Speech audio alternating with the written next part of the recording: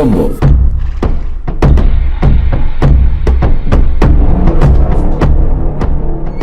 Territorio libre organizado por esclavos negros fugitivos. También habitaban indígenas y minorías blancos, todos ellos fugitivos. El territorio estaba ubicado en el noroeste de Brasil, en la zona de la Sierra de la Barriga. El acceso del territorio era relativamente difícil, que era usado por los esclavos para defenderse, formados por guerrillas y algunos muros de construcción.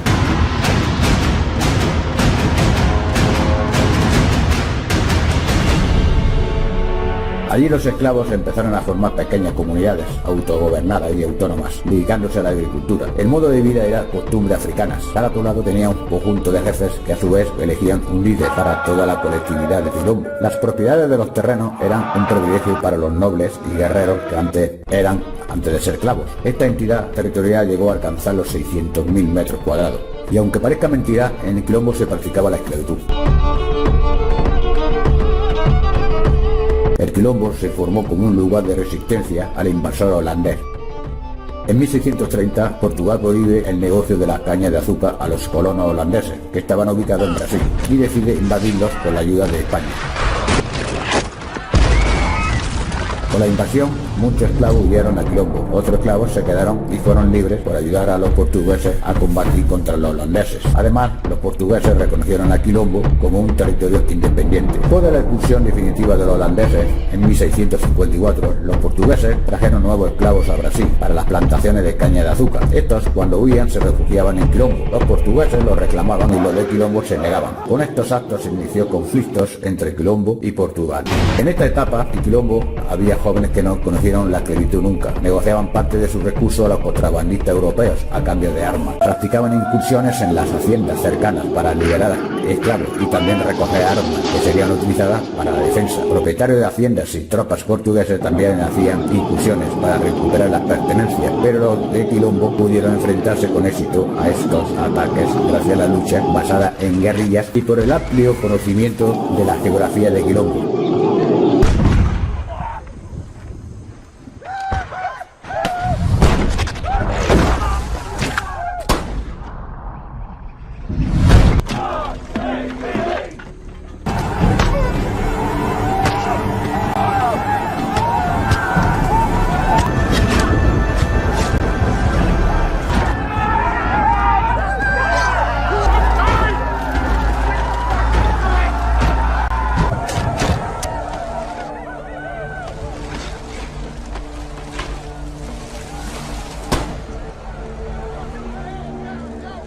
En Portugal estaban hartos de las malas noticias que dictaban sus colonos. El gobernador decidió enviar una tropa de 500 hombres, formado por mercenarios y milicianos, expertos en luchas contra indios que habitaban en geografías como Quilombo, y con la ayuda de su primo el rey de España, los 100 restantes de la tropa eran formadas por la famosa artillería Los Tercios.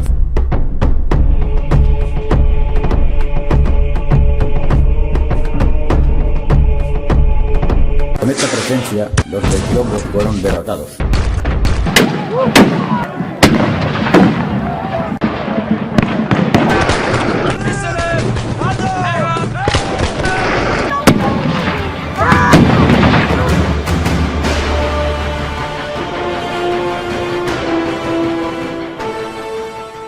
Más de la mitad de la población fue aniquilado. Los supervivientes fueron apresados como esclavos. El resto huyeron, donde más tarde fueron aniquilados. Al jefe de la población fue decapitado. Quilombo, lo que fue una nación, se convirtió en una comunidad de haciendas controladas por criollos, con dominio portugués.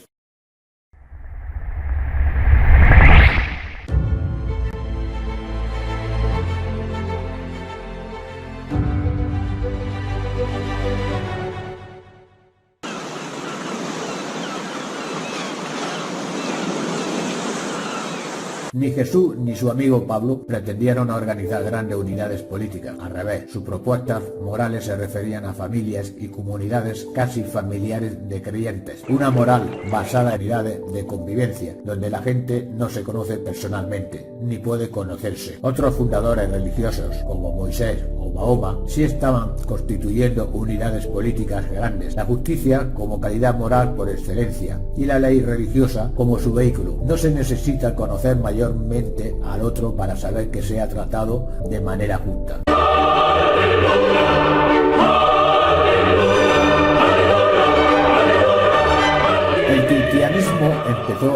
involucrar mucha gente, y para regular la convivencia y realizar el amor entre millones o miles de millones de personas se han creado unos estados pontificios.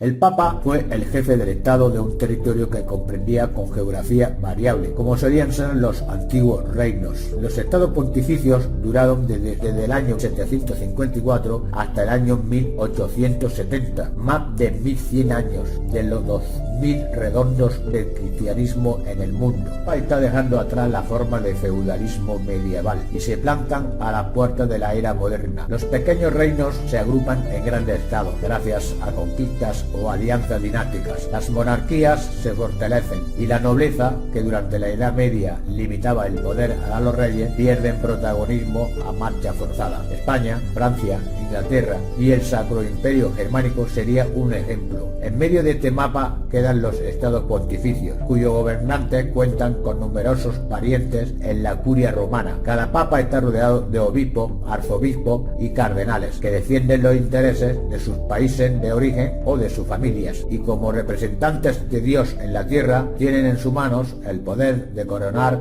reyes o quitarles la corona, rectificar o vetar acuerdos, mediar en conflictos internacionales, convocar cruzadas y hasta repartir botines de guerra. In nomine Patris et Filii. Un poder tan atractivo como peligroso, puesto quien controle al Papa controlará en cierto modo el mundo entero. 18 papas repartieron cargo entre sus parientes. Algunos papas, como Alejandro VI, compartió beneficios con sus hijos encubiertos, quienes asesinaron al menos a señores italianos. León X vendía mulas o indulgencias perdonando delitos morales previamente a realizarse, con cuyos ingresos pagaban placeres humanos. Los conventos tenían una vida relajada, sin caridad cristiana.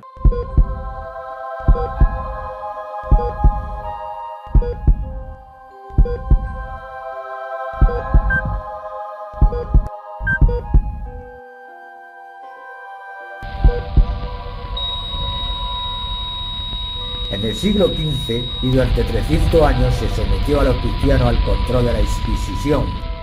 Los sicarios de Cristo dirigieron ejércitos como soldados enfrentándose a reinos cristianos por ambición de tierra, con una actuación más similar a un señor feudal que a un religioso de la Iglesia de Dios. Esto es una triste visión de lo que debía ser paz y amor. Aquellos que se rebelaron pretendían sanear la Iglesia corrompida por placeres de vicios humanos. De esta situación surgió la Reforma, con una división de la religión cristiana y nuevas guerras.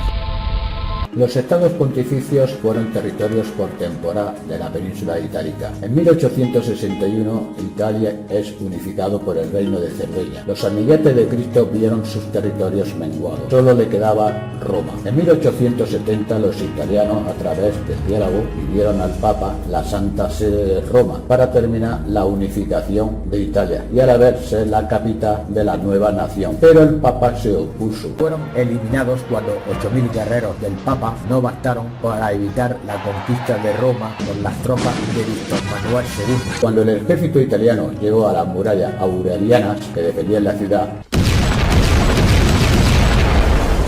la fuerza militar del Papa estaba compuesta por la Guardia Suiza y algunos zuavos. Los zuavos pontificios fueron creados para la defensa de los estados pontificios, que eran ciertos regimientos de infantería francés, que se originó en Argelia y fundado por voluntarios solteros y católicos. El grueso de los voluntarios fueron alemán, belga y francés, pero no faltaron romanos, canadienses, españoles e incluso ingleses. Las tropas del rey italiano estaba compuesto con 50.000 hombres de la infantería tiradores certeros. Esta infantería era de alta movilidad y son reconocidos por las plumas de urogallo que decoraban sus sombreros, y porque tanto en desfile como en servicio estaban acostumbrados a dar 120 pasos por minuto.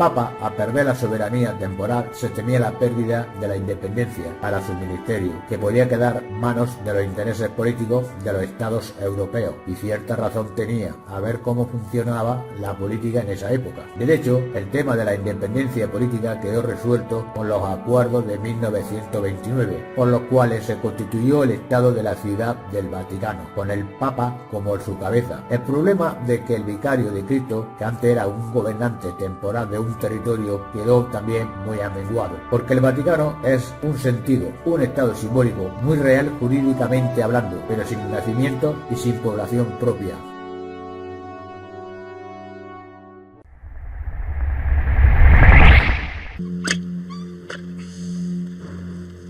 Que este árbol sea el símbolo de nuestra libertad.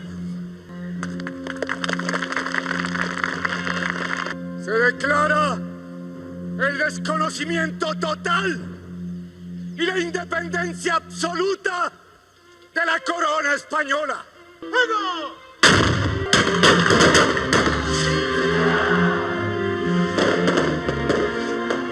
Provincias Unidas de la Nueva Granada. Eso fue un país sudamericano que existió desde 1811 hasta 1816, cuyos ideólogos fueron Camilo Torres, que promulgaba el respeto y el reconocimiento de la autonomía. Llegó el momento de tomar la decisión más importante.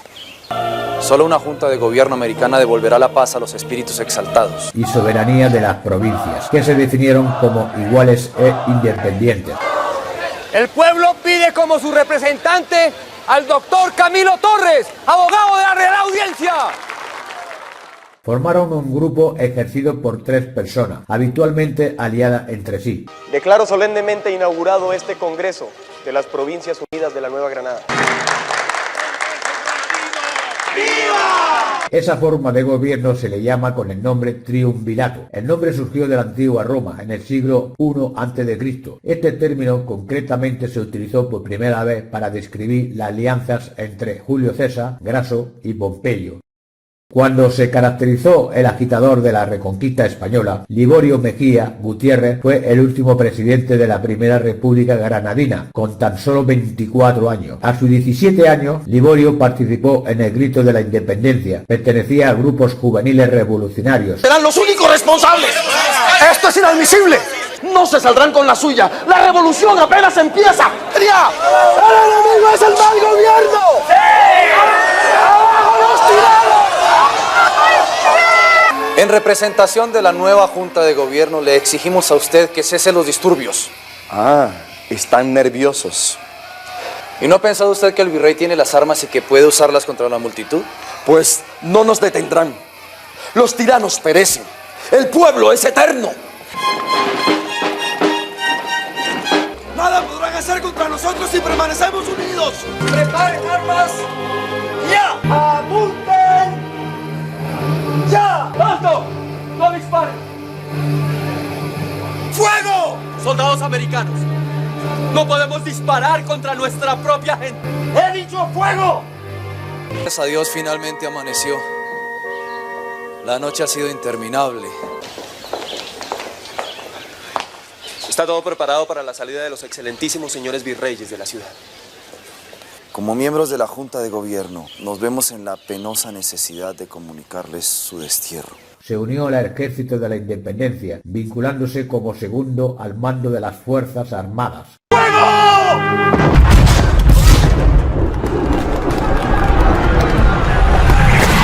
¡Infantería! ¡Al ataque!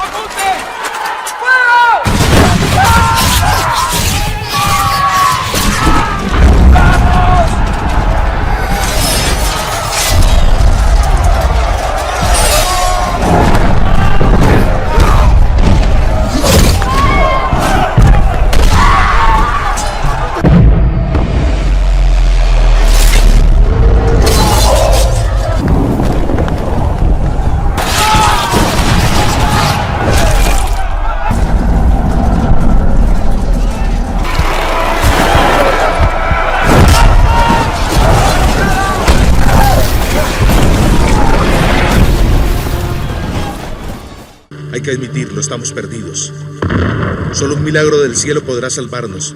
Y se va a producir, no pierdo las esperanzas. Con la victoria de la reconquista española, Liborio fue capturado y ejecutado por orden de Morillo.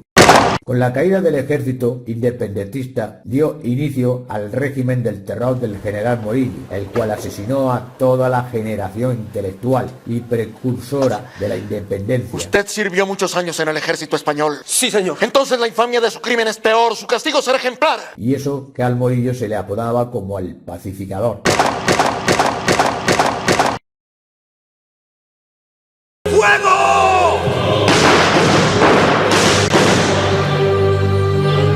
Estoy harto de este río de sangre. ¿Pero por qué se inflige usted la pena de condenar a tantos? Si las circunstancias nos obligan. Sí, pero su majestad lo invistió a usted con facultades para perdonar.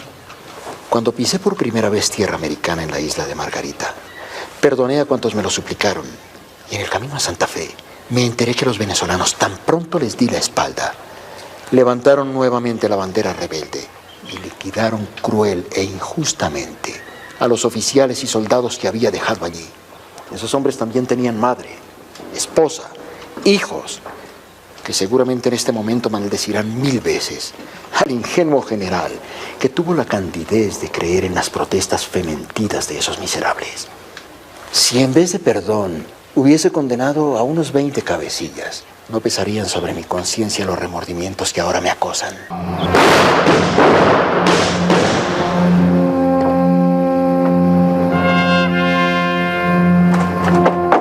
¡Descansen! España no necesita de sabios,